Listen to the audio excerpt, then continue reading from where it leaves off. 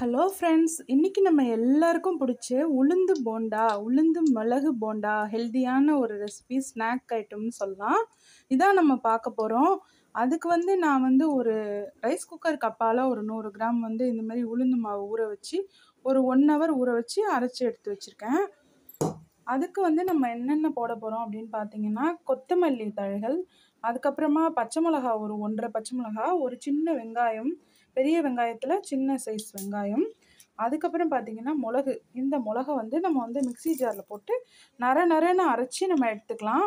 அதுக்கப்புறமா நம்ம என்ன பண்ண போகிறோம்னா, அந்த அரைச்சி வச்சிருக்கிற உளுந்து மாவு நல்லா உப்பிக்கிட்டு நல்லா கிறிஸ்பியாக வரணும் அப்படின்னா, ரைஸ் ஃப்ளோர் அரிசி மாவு நம்ம ஒரு 100 கிராம்ஸை விட கூட நம்ம உளுந்து அரைச்சிருக்கோம். அதுக்கு நம்ம ஒரு 2 ஸ்பூன் பெரிய ஸ்பூனால் நம்ம ரைஸ் ஃப்ளோர் சேர்த்துருக்கோம்.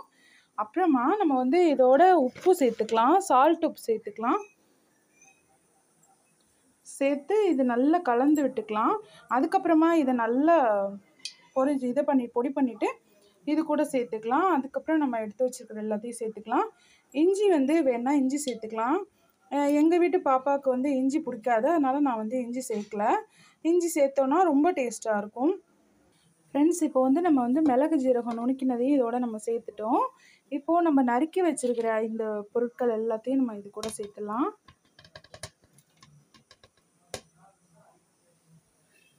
சேர்த்துட்டு இது கூட கொஞ்சமாக பெருங்காயம், ஏன்னா உளுந்து நல்லா நமக்கு பெருங்காயம் போட்டால் கொஞ்சம் டேஸ்ட்டாக இருக்கும், உடம்புக்கும் நல்லது. அதனால் கொஞ்சமாக நம்ம பெருங்காயம் சேர்த்துட்டு நம்ம ஒரு வாணலியில் எண்ணெயை சூட பண்ணி இந்த போண்டாவை சின்ன சின்னதாக பொரித்து எடுத்துக்கலாம்.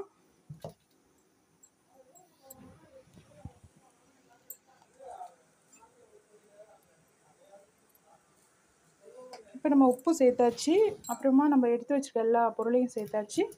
இப்போது இதை நம்ம நல்லா மிக்ஸ் பண்ணிக்கலாம். நல்லா சாஃப்டாக மிக்ஸ் பண்ணி எடுத்துக்கலாம். நான் மிக்ஸ் பண்ணிவிட்டு உங்களுக்கு அதோட இதை காட்டுறேன், எந்த மாதிரி மிக்ஸ் பண்ணிக்கணும் அப்படின்னு சொல்லிட்டு, என்ன பதம் அப்படிங்கிறத உங்களுக்கு காட்டுறேன்.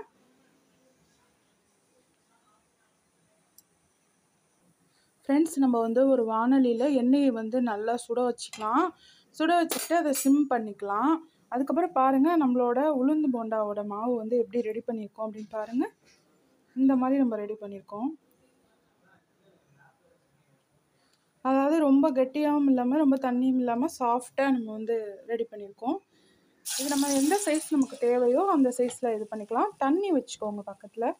தண்ணியை தொட்டு தொட்டு உருட்டினீங்கன்னா நல்லா சூப்பராக உருட்ட முடியும்.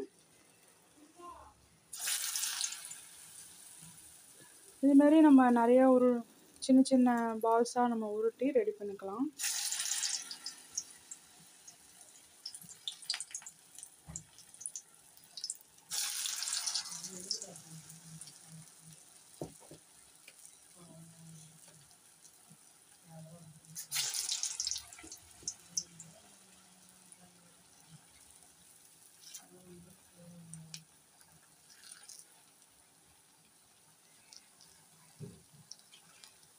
பாருங்கள் ஃப்ரெண்ட்ஸ், நம்மளோட உளுந்து போண்டா எவ்வளோ சூப்பராக ரெடியாக இருக்கு பாருங்கள்.